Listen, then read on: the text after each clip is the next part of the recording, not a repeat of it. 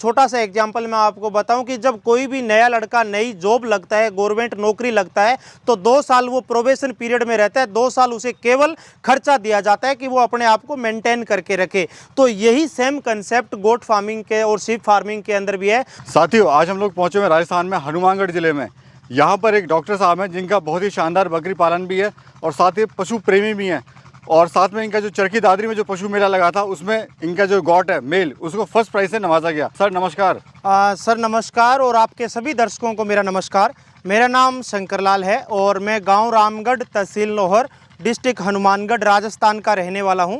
और मैंने मेरे बकरी फार्म की शुरुआत सन 2021 के अंदर, जैसे ही कोरोना का काल ख़त्म हुआ था तो उसके बाद में मैंने स्टार्ट किया था जुलाई 2021 में।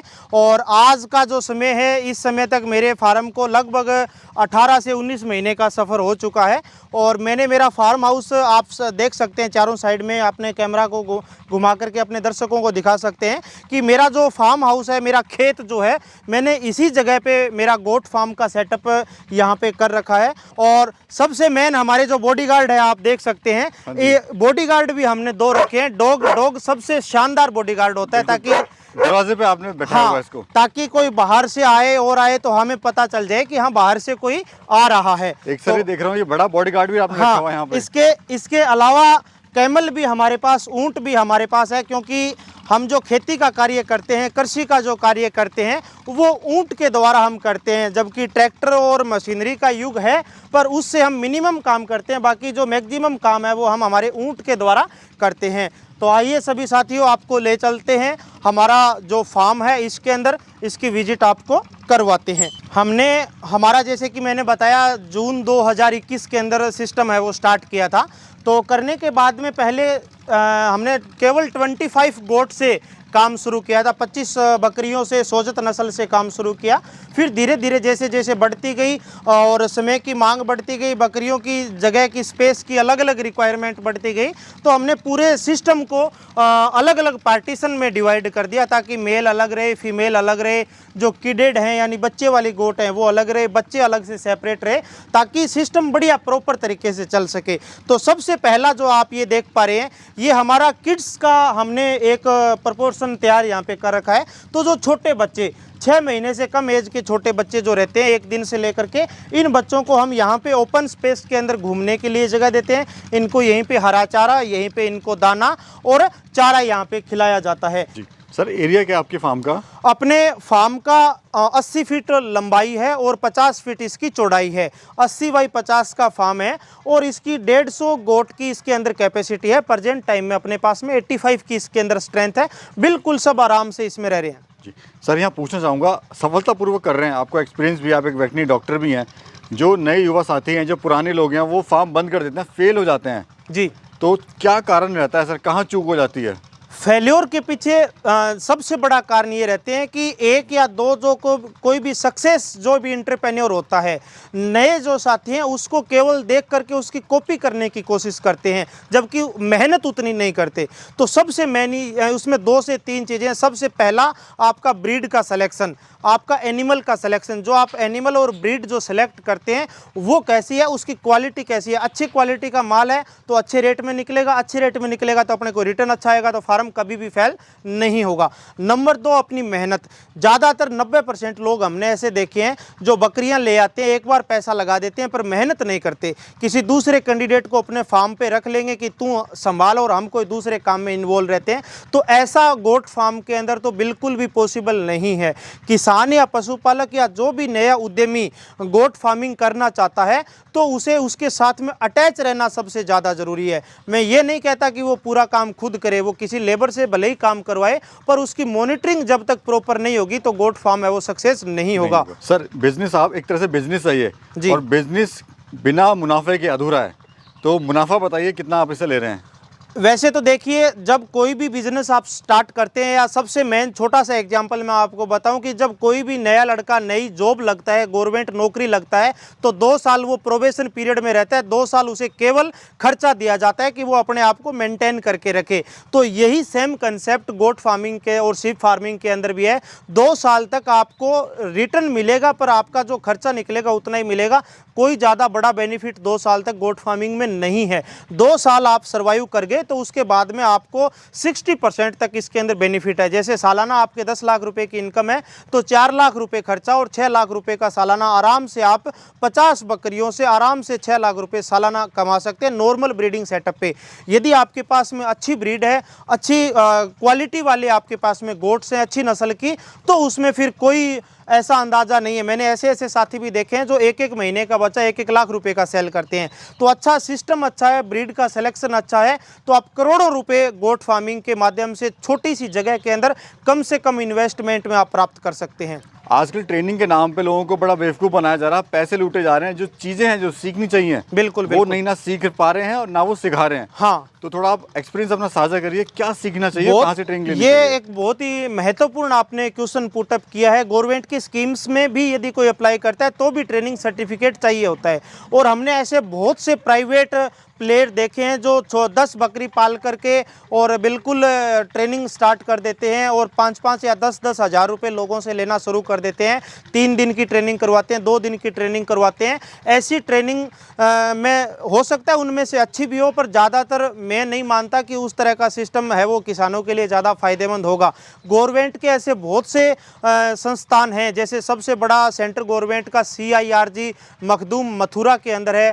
फिर राजस्थान के अंदर CSWRI केंद्रीय भेड़ एवं ऊन अनुसंधान संस्थान जो जयपुर के पास में है, ये 7 दिन की ट्रेनिंग करवाते हैं और पूरा का पूरा प्रैक्टिकली ट्रेनिंग वहाँ पे चलता है। उसमें बकरी के अंदर कृत्रिम गर्भाधान से लेकर के और किस तरह से बकरी बच्चा देती है, क्या क्या सावधानियाँ रखनी चाहिए, फीडिंग मैनेजमेंट और मार्केटिंग मैनेजमेंट, सब तरह की चीज़ें। तो आप सरकारी संस्था से जाकर के यदि ट्रेनिंग करेंगे तो वो विश्वसनीय भी होगी, फ्री ऑफ कॉस्ट भी होगी और उसकी वैलिडिटी भी ज़्यादा होगी और आपको वहाँ पे प्रैक्टिकल, थ्योरेटिकल और बेसिक जो नॉलेज है वो भी ज़्यादा मिलेगा। तो मैं सभी साथियों से यही निवेदन करूँगा कि ट्रेनिंग करने के बाद ही आप अपना सिस्टम है वो स्टार्ट करें, पर ट्रेनिंग विश्वसनीय जगह से करें। सर, देखा गया है जो लोगों को, जो बकरी पालक है उसको डाइट का नहीं पता है, वो क्या खिलाना है, एक संतुलित जो आहार होता है।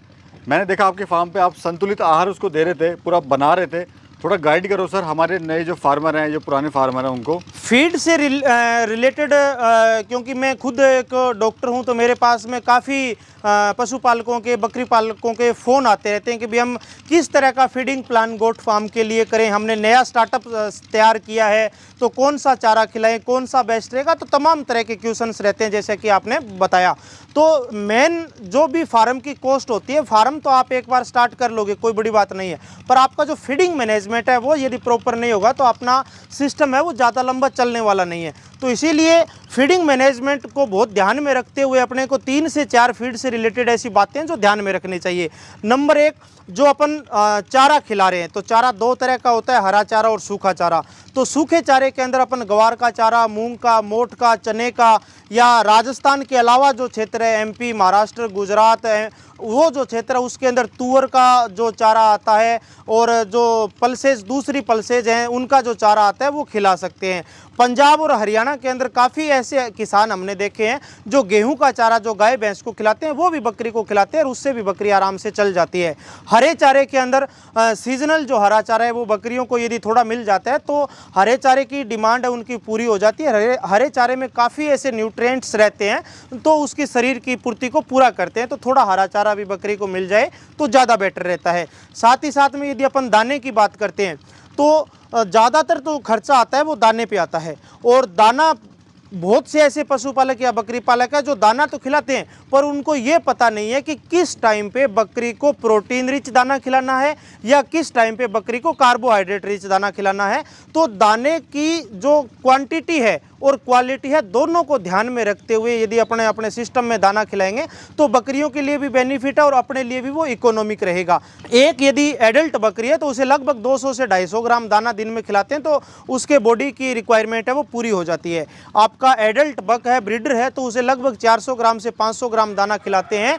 उसमें प्रोटीन की क्वांटिटी थोड़ी अच्छी होनी चाहिए तो वो उसके लिए सफिशिएंट है। और छोटे बच्चे हैं तो उनको लगभग 50 से 100 ग्राम दाना, प्रोटीन रिच दाना यदि मिलता है तो वो सबसे बढ़िया है। और जैसा कि मैंने प्रोटीन रिच का नाम लिया, तो प्रोटीन रिच सबसे अच्छा जो चने का जो छिलका है, क्योंकि जब चना खिलाएंगे, दाल खिलाएंगे तो वो बहुत ज़्यादा कॉस्टली पड़ता है, जबकि चने का जो छिलका है वो इकोनॉमिक रहता है, 20, 22 या 25 रुपये पर केजी अपने को मिल जाता है। और गोट और उसके जो किड्स हैं वो उसको बहुत चाव से खाते हैं।